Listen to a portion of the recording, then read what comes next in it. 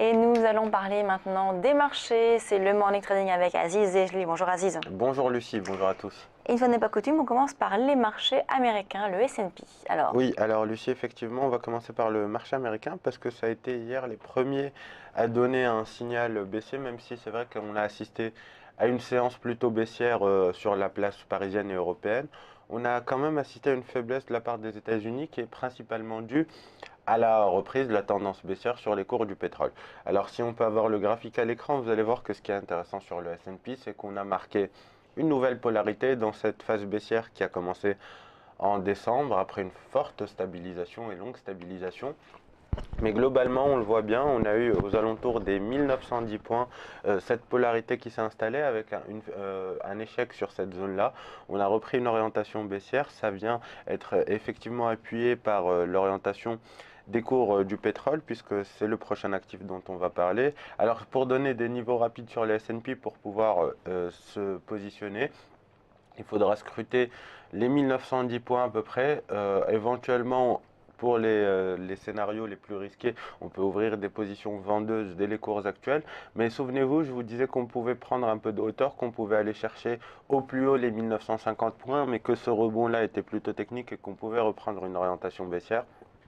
Je pense qu'on a les prémices de ce retour des vendeurs aux alentours des 1910 points et on pourrait aller chercher les 1820, voire en cas de rupture 1737 dans les semaines voire mois à venir. Mais globalement, le sens est redevenu baissier et le pétrole est le principal driver.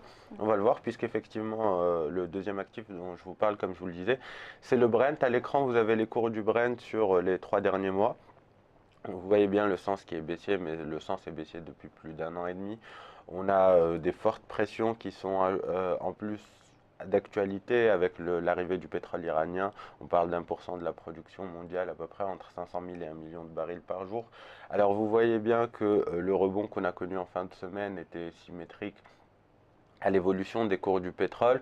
On avait repris un peu d'auteur sans jamais réussir à dépasser, vous le voyez, cette résistance qui est importante puisque c'était un ancien support qui vient faire office de résistance. On a une belle polarité et puis avant, on avait échoué sur ce niveau avant de reprendre une orientation baissière.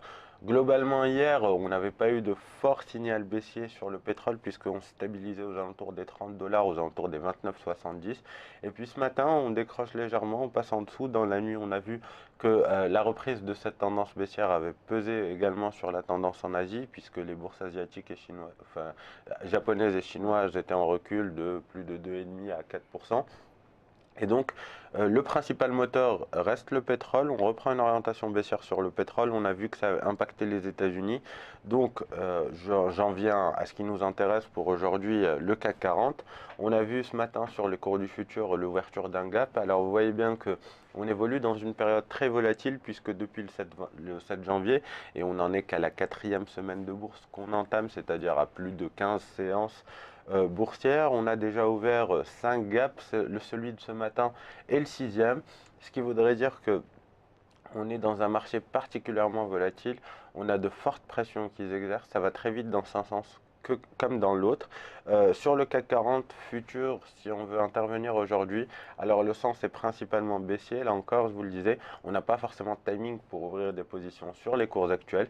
Ce qu'on peut faire, c'est scruter le breakout sous les 4225, profiter de la rupture de ce niveau et d'un éventuel pullback pour pouvoir se positionner. Alors l'objectif pour la journée, ça va être les 4163 points, sachant effectivement que c'est un objectif un peu ambitieux et que on peut aller le chercher si on a des vendeurs qui reviennent en masse.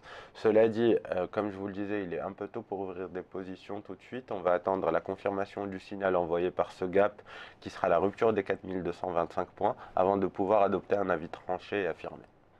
Très bien, donc voilà, pour le morning trading sur le S&P, le pétrole et le CAC, donc globalement un peu tout à la baisse. Merci beaucoup Aziz Zejli.